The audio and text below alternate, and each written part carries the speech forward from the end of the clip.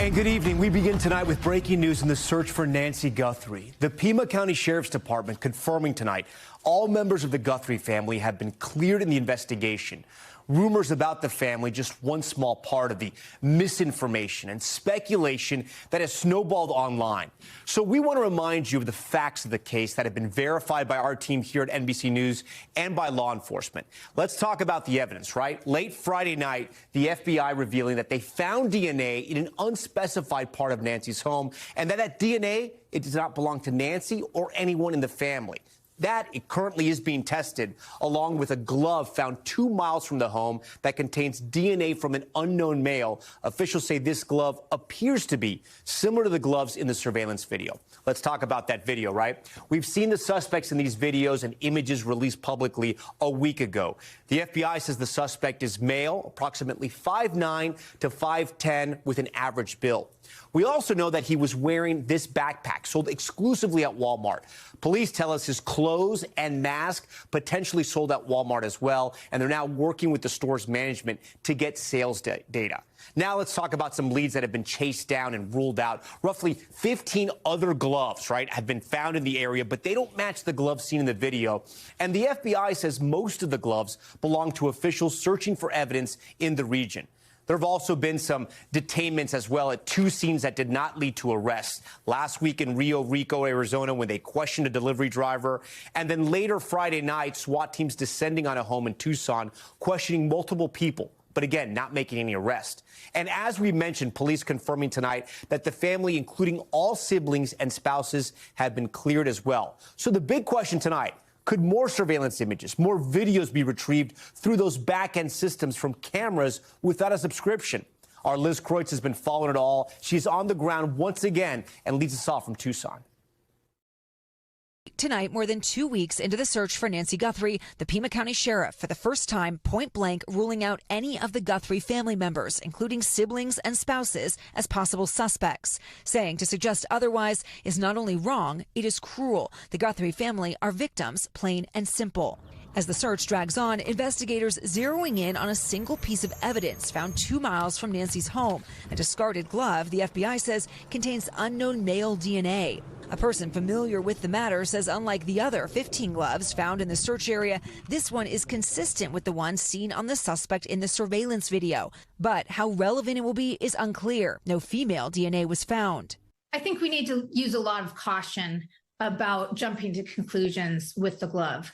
If there were other aspects of that glove that tied it to either Nancy or someone who's already been looked at as a person of interest, then it would raise very quickly in priority. But at this point, it's more like a Hail Mary. Still, the FBI says they're putting the DNA from the glove into their national database. Another question, the suspect's clothes, like the mask and zip-up jacket. The sheriff says it's possible that, like the suspect's backpack, the clothes were also purchased at a Walmart. He says they're currently working with Walmart management to determine who, if anyone, bought all or some of those items. The sheriff is also hoping even more video could be retrieved from the other Nest cameras on Nancy's property. You're working with the tech companies still? And yeah, we've asked them, and they're working as best they can. Google, which owns Nest, has not responded to NBC News' request for comment about if they're working to recover more. Tonight, President Trump weighing in on the case again, saying hopefully there will be a positive result. And in an interview with the New York Post, when asked if the DOJ would request the death penalty if Nancy is not returned alive, saying, yeah, that's true. This, as Savannah says her family is not giving up hope, pleading with her mother's captor. It is never too late to do the right thing. Okay, Liz joins us once again. Liz, we know you talked about the DNA from those gloves. What about the DNA that was taken from inside the property?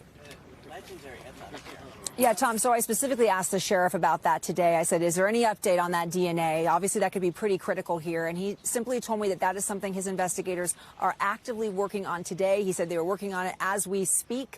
As you mentioned before, they have previously said that that DNA is not Nancy's or someone close to her.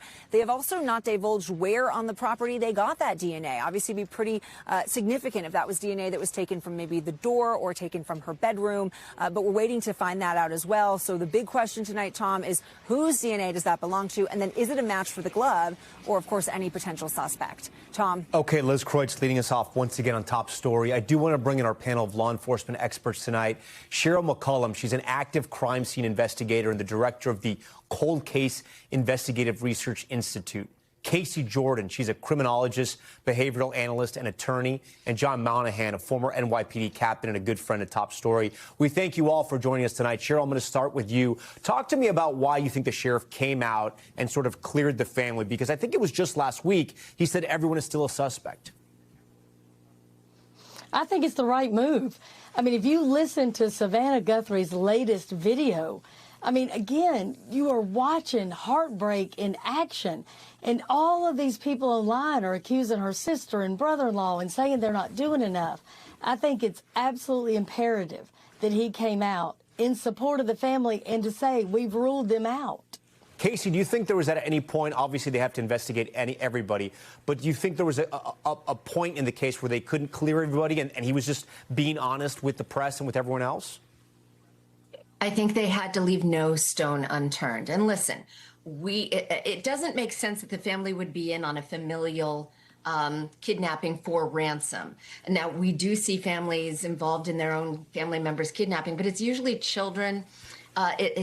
This would be highly, highly unusual. They took every precaution. They ruled it out. But I never catered to this theory that the family was involved. I mean, for whatever it's worth, Savannah Guthrie has plenty of money. I think if her siblings ever needed any of it, she would be more than happy to give it to them. They don't need to harm her mother. So there was never any logic to that particular theory. I myself, just like Cheryl, very happy that it's official. The family has been ruled out, so we can move on to the guy on the porch, the number one suspect. Casey, do you think this is an issue of ransom? I mean, you still feel that is the case? Because I don't know if you said that, you were just alluding to it, or do you think this is something else? No, originally that was the theory. In the first 3 days, that's what we were thinking, and that's when the accusations came out about the family. No, I don't think anybody is really cottoning to the theme that this is for ransom. Yes, we've had these communications asking for Bitcoin, going to TMZ, going to the news agencies, but none of them are coming to the family. So at this point, I think we are just taking with a little grain of salt all of this idea that somebody's trying to get rich. They are just clowns who are exploiting a horrific situation. And I think they're going to be found, one of them already has been, and charged. But I don't think anybody, now that we have the video footage of the guy on the porch, who's clearly an amateur, this is not a professional ninja kidnapping team. I think everyone is really beginning to embrace the notion that this could have just been a home invasion gone wrong or a burglary gone wrong. John, if Casey's right, and I don't know what you believe now, but it's been 2 weeks, right? We've been at this, still no suspects, still no arrests, no sign of Nancy. Where do investigators go from here?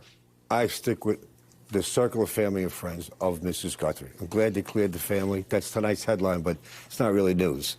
From day 2, we'll say, they kind of eliminated that. But it was for their sake that they made that statement. I'm glad they did. But the circle of friends of Nancy Guthrie, their orbits. But this is talking about an 84-year-old woman. It's not going to be one of her friends, but you're saying no, a nephew, children, a grandson. Okay. There's somebody that is and why do you say disturbed. That? Because I don't think it's a straight-up kidnapping. We keep approaching this like it's a kidnap for ransom or other motive to compel something. I think he's nuts. Remember the movie Misery? Yeah. I think it's something similar to that. You have somebody who's kidnapped this person for a very odd motive, not a mainstream type of motive, and it could be someone that they already know. They just don't realize it's him. There's going to be a connection, I really think that, because, as she said, it's not a straight-up kidnapping for ransom. Cheryl, you have a cold case research institute. Is this case cold? It is not cold. This thing is hot. This thing is on fire. They are working 24/7. Leads are still coming in. Items are being tested. They already have preliminary DNA back. So, no, honey, this is nowhere near cold.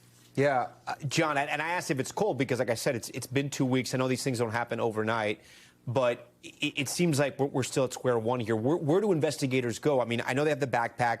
They got the clothes maybe from Walmart as well. They're checking all those receipts, talking to Walmart, talking to Google, trying to get the images. But what else are they doing? Well, let's say they get a hit on the DNA. They could have it right now. We're not going to know yet because we're not just looking for him. We're looking for her, too. If they get a hit, you got to step back, set up, and surveil this guy. watches day to day. You could have her secreted elsewhere from where he's hiding. You have to be very careful once you get a hit. So they get a hit on the DNA, which they probably do by now. If he's in the database, it may not be. And I don't think he is, and here's why. The DNA in the house, I'm sure, was put through the database. There's no hit on that. We'd have known. So if they do match, there's no hit in the database. What does that tell you, though, about somebody who's not in the database? Maybe he's not a criminal. Maybe this is his first crime. You know what? The percentage of people in the database is very small. It actually is small. It's a huge database, but it's a big country. So it doesn't tell us much. But if there is a hit, they're going to sit on the guy, watch him, because we're not just looking for him, we're looking for her. Yeah. Casey, your thoughts on this, the DNA, if there is no match, how they try to track this person down. Also, what do we know? I mean, I got to think it has got to be incredibly difficult to extract an 84-year-old woman from that house, put her in some type of vehicle, and take her away with no trace left, maybe a little bit of DNA. We got to think there's more clues out there. We do, and we don't know if that's just beginner's luck or if this was a very carefully calculated crime, carefully pre-planned with accomplices out there. I mean, the DNA, I do believe, will solve this. Just because he's not in the database, I mean, the criteria for getting into CODIS is very, very strident. I mean, it has to be a murder, a violent crime, it's a rape. And if this person's never done any of those crimes, of course, they're not going to be in CODIS. But you never know if one of their family members is. So I wouldn't be surprised once they get that DNA, they start going to the commercial sites, the 23andMe, the Ancestry, where they can access familial DNA and narrow the suspect pool. This is how we get them these days. Golden State Killer, just, Long Island serial killer suspect. They got his DNA off a pizza crust he threw into the garbage. So that is where this will move. It will take a long time. We all agree on this, but they will narrow that suspect pool. They will get a DNA sample from somebody out there. Again, surveilling, trying to see if Nancy's out there still alive. And from that, I am sure we will get our guy. It's just time consuming. Cheryl, and we just need to bring Nancy home. Cheryl, the person who did this, what do you think they're thinking of all the media coverage? Their images out there, obviously with the mask and the gloves and all that, possibly the DNA's out there. Do you think they're watching this coverage and they're following it? 100% they're watching it. He knows that net has been cast, and they are coming for him. They are narrowing it down every day. I think he's probably surprised somebody hadn't already knocked on the door. But he knows he's made mistakes. Look at right there, the mouth flashlight. Don't you think he took that out of his mouth so that he could give her direction and give her, the statement that he wanted to make to frighten her and give her orders? That means his DNA, that saliva, is on that glove. So if we have found the right glove, which to me there are some similarities, it looks long, it's the right color. You notice most of the first responders were wearing blue gloves. This one is black, it's long, and it's in the right direction leaving her house for the driver to throw it out the window. John, how do you balance when you're managing a case like this that is so high profile, what you want to put out in the public and what you don't right now? Because there's so much pressure. Besides the traditional media, the legacy media, if you will, you have all the YouTubers that are out there. You have the people on the websites that just follow crime that are putting this stuff out there. How do you decide what to do and what not to do? That's a tough one because every move you make is monitored. If a SWAT truck goes for lunch, they're announcing it, and they think that they're going on a raid. Maybe start to do things on a routine basis with your resources so that when you do make a move, they won't realize that's what you're doing. But, you need a public information officer that has got some experience in both our fields to weigh that out for you. Who do you think's calling the shots here? Do you think it's still Pima County, or do you think the FBI is calling the shots? You know what? You remind me of the reporting on some conflict between them. We got this down to a science. That's old news. There's a thing called NIMS, the National Incident Management System. It's a model of interagency cooperation in a situation like this. I hope they're following it. What does it tell you to do here? Does the FBI take over? No, each agency has an incident commander, and they co-locate. And then they have their chiefs, their 5 chiefs, and they co-locate. So your operations people are separated from your administrative people. It allows them to work freely. But the 2 operations chiefs should be together from the 2 different agencies. If you streamline it like that, there'll be no conflict. You got clear lines of responsibility and negotiations. Everything is going to happen properly if you follow. I mean, we built a model to deal with this, and hopefully they're following it. John, Cheryl, Casey, we thank you for another great conversation here. Again, we hope this leads to some kind of conclusion and they find Nancy alive. We thank you for that. Our other big headline tonight, a terrifying shooting outside during a high school hockey game. A gunman in Rhode Island opening fire while players were on the ice, killing at least 2 people and himself. Emily Aketa has the late-breaking details. Tonight, tragedy on the ice. We have shots fired, multiple people down at the Rich Arena. A shooter opening fire at a high school hockey game this afternoon in Pawtucket, Rhode Island, killing 2 and injuring 3 others, according to police. It appears that this was a targeted event, that it may be a family dispute. Police say it appears the suspect died from a self-inflicted gunshot wound, but the investigation is ongoing. A massive police presence seen sprawled across the parking lot, taped off, as a crowd gathered in the back lot near a school bus. Hockey sticks and skates in tow, some still in hockey jerseys. It was senior night. This was an isolated incident in some ways. It's tragic. The teams with players from multiple schools were playing at Dennis M. Lynch Arena, about 5 miles north of Providence. A community still reeling from a shooting that killed 2 students and 9 others at Brown University in December. 18-year-old Kevin Hernandez lives nearby. It's so devastating, you know, to hear about something so similar happened 2 months ago over at Brown, and now some place that I pass by every day.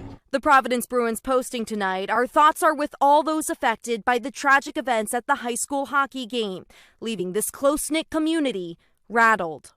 Police say 3 people are in critical condition after being shot. They have not released names or ages of anyone, but believe the dispute involved one family. Tom? Okay, Emily, we thank you for that. Now to the powerful storms firing up out west in California, millions under flash flood warnings, and those in the Sierra Nevada bracing for several feet of snow.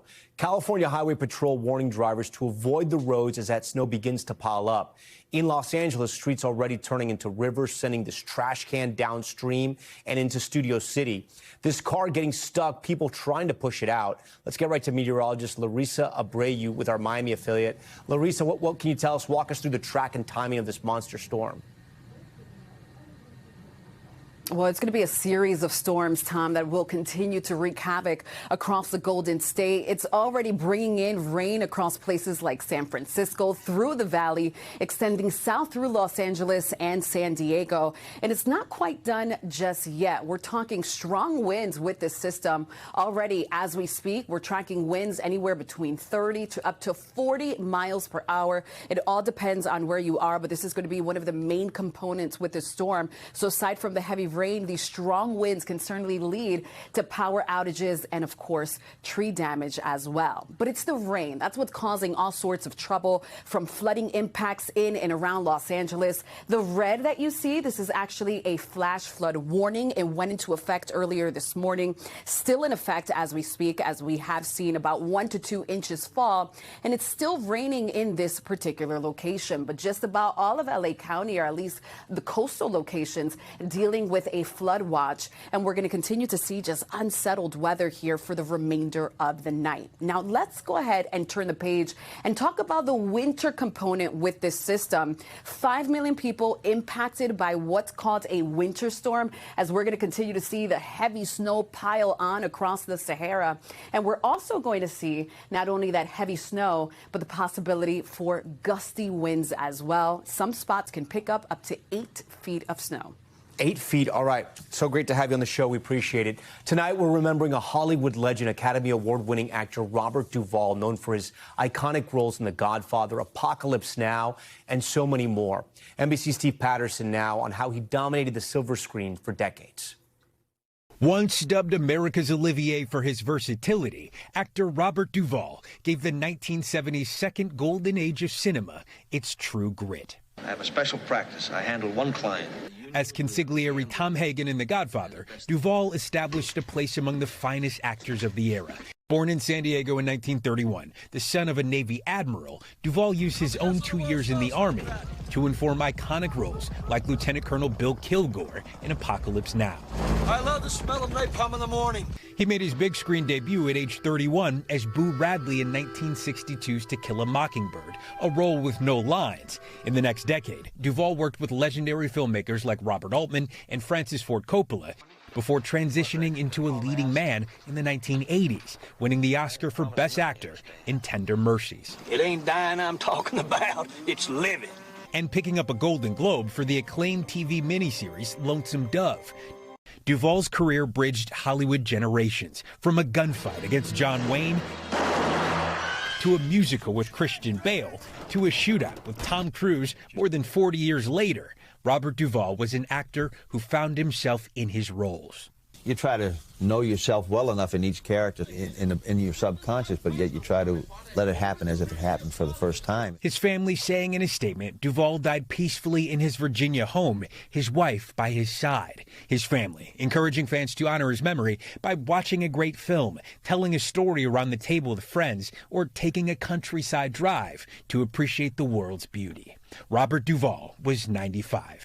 And Tom, Duvall is survived by his wife, Argentine actor and director Luciana Duvall, who wrote, "To the world, he was an Academy Award-winning actor, a director, a storyteller. To me, he was simply everything. For each of his many roles, Bob gave everything to his characters and to the truth of the human spirit they represented. In doing so, he leaves something lasting and unforgettable to us all." Tom? One of the greats. All right, Steve, we thank you for that. We're back in a moment with the terrifying house explosion rocking a Virginia neighborhood and forcing 50 families to evacuate. What happened? Plus, life in outer space, the new comments from former President Obama after saying in an interview that aliens are real. The extraordinary underground rescue. A researcher gets trapped hundreds of feet below in a cave. You'll see the desperate race to get her out. Ahead on Top Story.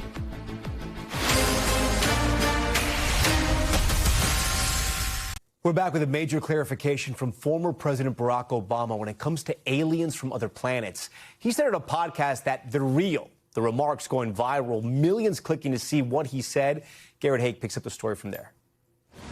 Not since fictional alien invaders did this to the White House in the blockbuster Independence Day has a U.S. president's views on extraterrestrial life drawn as much attention as Barack Obama's did this weekend when he was asked on a podcast, "Are aliens real?" They're real, but I haven't seen them, and they're not being kept in, what is it? Area 51? Area 51. There's no underground facility unless there's this enormous conspiracy, and they hid it from the President of the United States. That answer quickly generating 26 million views online and lots of follow-up questions. Is this something that we should be concerned about? Back in 2007, candidate Obama sounded far less certain about life beyond Earth. I don't know, and I don't presume to know. What was the first question you wanted answered when you became president? Where are the aliens? Where are the aliens? But the former president, who has long declared himself a fan of Star Trek's highly logical alien Spock, quickly clarifying, "I saw no evidence during my presidency that extraterrestrials have made contact with us." Really? So the truth, it seems, may still be out there, but Barack Obama, just like the rest of us, doesn't know it for sure. Really. And Garrett Haake joins us tonight from the White House. So, Garrett, we got a sense of what the former president had to say about aliens, but what about President Trump? Has he sort of dabbled in these UFO waters? He's dabbled, and he's been asked about it repeatedly, Tom, over the years, and this is another issue on which these two presidents disagree. President Trump, as recently as during the campaign, was asked about UFOs and aliens. He said he's seen lots of evidence, but he himself is not a believer, and for what it's worth, there is actually pretty good polling on this, Tom, but 65% of Americans say they believe in some capacity that we are not alone out there. The truth is out there. All right, Garrett, we thank you for that. Coming up, a prominent American surfer found dead in Costa Rica after burglars allegedly attacked him inside his home. What we're learning tonight. Plus, the dramatic highway crash. Deputies deployed this grappler device to catch a suspected drunk driver.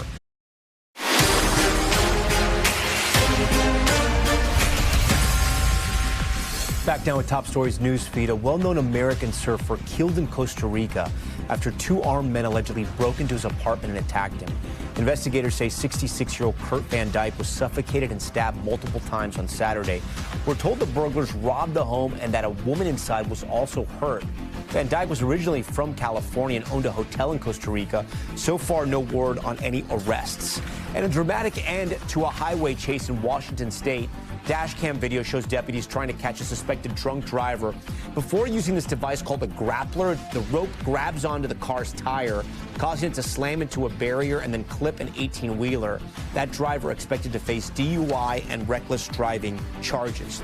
And new video of a massive windmill in Texas catching fire. Take a look at this. You can see the flames and the smoke there billowing from the top and bottom. Officials say the fire broke out over the weekend and that they believed it was caused by a lightning strike. A Pokemon card just set a new Guinness World Record for the most expensive trading card ever sold at auction. Social media star Logan Paul sold it for $16.5 million. It's a rare Pikachu Illustrator card that Paul bought a few years ago for about $5 million. He then added a diamond necklace and wore it around his neck when he made his professional wrestling debut in 2022. Okay, next tonight to a massive house explosion in Virginia. The terrifying scene forcing 50 families to evacuate their homes. The moments after the blast caught on camera. Drew Wilder from NBC4 in Washington has more from the scene. That was a huge fire. A massive explosion sparking this shocking scene. A house engulfed in flames in Centerville, Virginia. First responders rushing to the area last night. Looks like it appeared to be a one-story house over a garage, fully involved. The fire spreading and rattling neighbors. More than 50 homes forced to evacuate. It just sounded like a loud explosion, and then the sky was red. Fire officials say one man was home at the time of the blast and escaped with minor injuries. He was on his back deck, and they told him to just jump, and I think the younger neighbor caught him and helped him get out of the yard safely. This video shows firefighters searching with flashlights through the smoldering rubble. Fire and rescue officials confirmed there was a gas leak in the area, but they say it's too early to say if the gas leak caused the explosion. They also haven't found that gas leak just yet. All day they've been digging up the roads in the area looking for the pipe that has the leak. Officials say the day before the explosion, there were reports of a strong odor in the area. People in the area smelled gas both inside and outside their residences. As tonight, authorities say the investigation into what happened could take days. Drew Wilder, NBC News, Centerville, Virginia. All right, we want to show you some incredible video of a remarkable rescue in Texas. Crews working for hours overnight to save a researcher who was hurt and trapped hundreds of feet underground in one of the state's deepest known caves. Here's NBC's Ryan Chandler. The heart-stopping rescue heralded as a miracle deep under the Texas desert. A team of researchers was surveying an underground river nearly 500 feet down in Sorcerer's Cave when disaster struck. And I heard a crash and then nothing. A massive rock striking a climber on the head. Then we heard some moaning and we could not get response from our team member that was down below. David Sanderson's family owns this property and he led the team underground. You have these steep drops and then you choke down into cracks and crevices that you have to squeeze through and crawlways. Rescuers moved the researcher through obstacles like gaps just a foot wide and pools of bat guano waist high. What did it take to perform a rescue like this? It took teamwork. It could have been much, much worse. But after 17 hours underground, the researcher emerged. She suffered a fractured skull and vertebrae, but she's safe tonight after an improbable rescue from the depths. It truly takes us all out here. None of us have enough resources by our own department to accomplish this. It takes us all working together. And Tom, the sheriff there tells me he's never seen an emergency like this in his county before. It's probably because this cave is hidden on private property. You need to be an experienced climber in order to access it. So not just anybody can stumble upon what's one of the deepest caves in all of Texas. Tom. All right, Ryan Chandler for us. Ryan, thank you. Still to come tonight, rising tensions in the Middle East. Iran flexing its military muscles ahead of its high-stake talks with the U.S. Is a deal in sight? Plus, going for gold, the American women's hockey team punching its ticket to the Olympics finals as a new cheating accusations rocks the curling competitions. We'll check in on all the action next.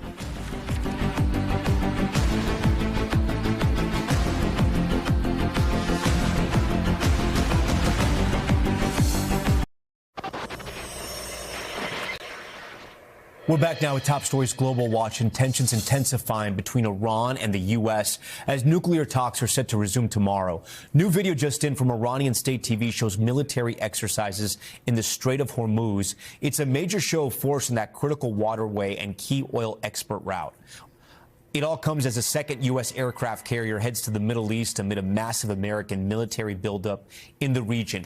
The big question, will a deal walk both sides back from the brink? I want to bring in Chief International Correspondent Keir Simmons. Keir, so great to see you here. Just days ago, President Trump said regime change in Iran, quote, would be the best thing. The situation on both ends appears to be escalating. Where do things stand right now?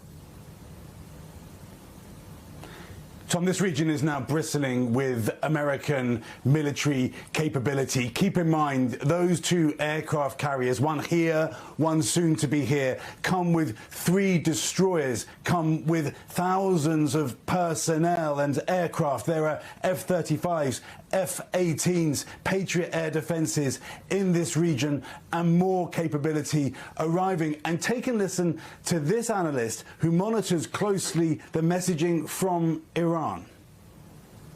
The regime is taking the threat from the U.S. very seriously, it appears. They appear to be preparing their own people to go to war. They are launching propaganda campaigns depicting U.S. aircraft carriers floating in seas of blood.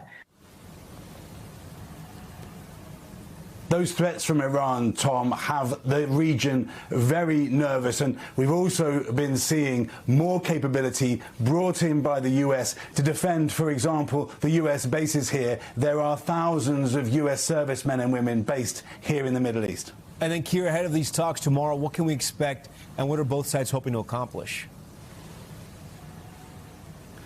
Well, in a sense, both sides want to try to avoid a conflict. The trouble is that both sides have different ideas about where things should end up. In a way, this military buildup, these threats are part of the negotiations. Now, what the Iranians have said is that they might be prepared to dilute the highly enriched uranium that they still have as part of their nuclear program. And they're even seeming to take a page from the Russian playbook, if you like, suggesting some kind of trade with the U.S., aircraft, for example, mining. But the Trump administration has indicated, Tom, has said very clearly that what it wants as well is a curb on the Iranian ballistic missiles that are threatening this region right now as a result of the threats from the U.S., a different way of the Iranian people being treated by the regime, and a change to the relationship between the regime and the groups that it supports in this region. The Iranians have said they're not prepared to do that, and that is why many people believe that the prospect of U.S. strikes against Iran are very real at this stage, Tom. Keir Simmons for us tonight. Keir, we thank you. Staying overseas now with our ongoing coverage of the Milan Cortina Winter Olympic Games. Lots of action and a little bit of controversy in Italy tonight. NBC's Stephanie Goss tracking it all for us. Stephanie, great to see you. Let's start with women's hockey. Team USA advancing to the gold medal game after trouncing Sweden in the semifinal today. The U.S. women are undefeated so far. Can they be beat? They're unstoppable, Tom. I was at this game, and for the first period of play, Sweden couldn't get the puck out of their end, even just to change lines. I mean, the U.S. dominated them thoroughly. They have dominated all of their opponents here, outscoring them 31-1, setting a record for the amount of minutes that they've played without a goal scored against them. But it's the Olympics, Tom, and nothing is inevitable. They are going to a gold medal game, and, you know, anything can happen. Yeah, we got to wait and see. I can't wait to watch them, though, in the finals. Another huge headline today, Americans securing gold and bronze in the women's monobob competition. This Cortina track is known for being difficult. How big of a moment is this for the two? So you have Alana Myers-Taylor and you have Kaylee Humphreys. And Alana Myers-Taylor got the gold medal, and it's her first gold medal. She's been at the Olympics before. She has a bunch of medals, and she got the gold for the very first time. And then you have Kaylee Humphreys, this is her 5th Olympics. To get a bronze medal is a huge deal. And what was really wonderful today, Tom, is they are both mothers, and they got down to the bottom of the track, and their kids and the American flags were waiting for them. And it was just an enormous scene, tears and hugs. It was a great moment. Yeah, pretty incredible. There's a bit of a curling controversy. Some people may have seen these headlines dominating the Olympics conversation right now. The sport normally known for its politeness, but here's a bit of audio from a match after Canadian curler Mark Kennedy was accused of cheating by his Swedish competitor Oscar Eriksson. Take a listen. I haven't done it once. You can off. You haven't done it once? I haven't done it once. Uh-oh. That doesn't sound very nice. The Brits have been accused also of cheating as well. Explain to us exactly, how do you cheat at curling? Yeah, it's a good question. Definitely not a sport where controversy tends to enter into it, but apparently you can. And I feel like every Olympics we learn a little something new about curling. So if you look at the curling stone, there are 2 parts to it. There's the handle on the top, and then there is the granite, the stone at the bottom. Now, when you push the stone down the track in curling, and excuse me, I know I'm not using any of the right terminology, but when you push it down the ice, you are allowed to hold on to the handle, Tom, but you are not allowed to touch the stone, the granite, at any time. And that is what the Canadians were accused of. They denied it, and they actually weren't penalized for having touched the stone, or there's some video that it looks really, really close. But they were given a warning about their language, which you heard a little bit of there. Yeah, no, that definitely. Stephanie, so great to see you. I'm sure we're going to see you all week. We do want to take a look now at the medal count. Team USA 3rd in the overall medal count tonight, behind just Italy and Norway. The games are so good. Tom Llamas in New York. Stay right there. More news on the way.